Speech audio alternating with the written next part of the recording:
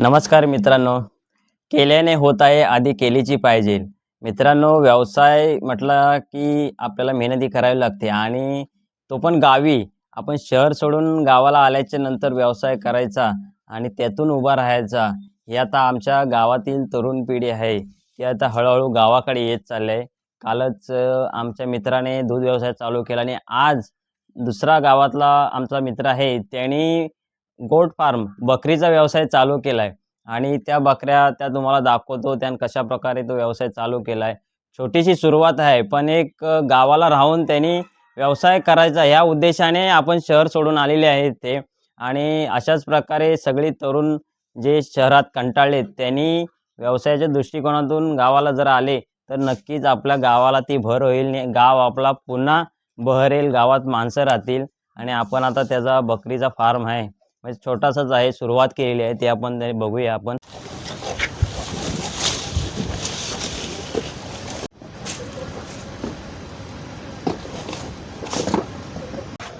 मित्रांनो, हा आमच्या गावातील आहे प्रवीणदादा लटके आणि ह्याने आता नवीन व्यवसाय चालू केला आहे बकऱ्यांचा. या बघा, ह्या बकऱ्या घेऊन आलाय तो आता आणि ह्यानी पण आता शहर सोडलेलं आहे आणि गावाला स्थायिक झालाय तो. आणि आपण त्याला विचारूया की त्याने हा नवीन व्यवसाय केलाय, त्यांनी शहर का सोडलं आणि गावी का आला आणि कशा पद्धतीने त्याने हा व्यवसाय आता सुरू केलाय. मी आता मुंबई सोडून म्हणजे गावाला का आलो, चला गावाला पण बघूया काय कशी कमाई होतोय, मुंबईला काय कमाई आहे, मुंबईच्या ह्याच्यामध्ये काय दम नाही, म्हणून आपण गावी आलो. गावी बघूया, व्यवसाय करून बघूया काय जमतंय ते. अच्छा, म्हणजे शहराचा कंटाळा सगळ्यांना कंटाळा झालाय आणि त्याच्यामुळे आपण सगळे गावातले, आपल्या कोकणातले लोक बहुतेक ज्यांना कंटाळा आलाय ते आता गावी स्थायिक व्हायच्या विचाराने आलेत. आणि ह्यानी आता गावी शहर सोडून तो गावी राहिला आणि त्यांनी आता हा बकऱ्यांचा व्यवसाय चालू केला. आणि आपण त्याला शुभेच्छा देऊयाच की तुला नवीन व्यवसायाच्या शुभेच्छा. आणि त्याच्या जोडीला त्यांनी कोंबड्यांचा पण व्यवसाय चालू केला आहे, साईड बाय साईड. त्यांनी एक 10-15 पण कोंबड्या आहेत त्याच्याकडे. म्हणजे छोटासा व्यवसाय असेल चालेल, पण तो आपला स्वतःचा असावा आणि त्याच्यातूनच त्यांनी ती भरारी घ्यावी ह्या उद्देशाने याने आता शहर सोडून तो गावी आला. मित्रांनो, दुसरा पण एक जो आहे ज्यांनी दूध व्यवसाय चालू केला त्याच्या पण माहिती दिलेली आहे आणि यांनी पण आता तो व्यवसाय चालू केलेला आहे. अशाच प्रकारे जर सगळे गावातील तरुण ज्यांना गावी राहून खरंच व्यवसाय करायचा आहे, त्यांनी नक्कीच गावाला यावं आणि व्यवसाय सुरू करावा.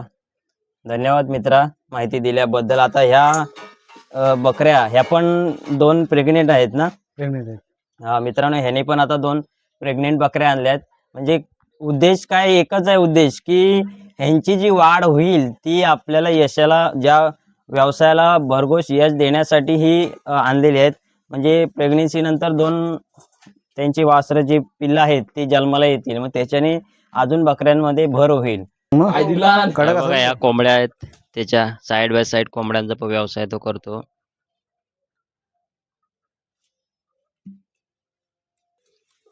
मित्रांनो, गावातील आमची तरुण पिढी आता गावाकडे वळते आणि काय उद्देशाने की फक्त व्यवसाय करायचा आहे.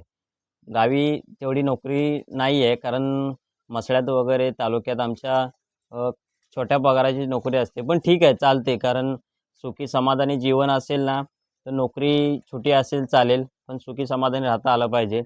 पण ह्यांनी आता हे व्यवसाय चालू केले आहे, कोंबड्यांचा पण बकऱ्यांचा पण, आणि दुसऱ्याने गाईचा व्यवसाय चालू केला, दूध व्यवसाय.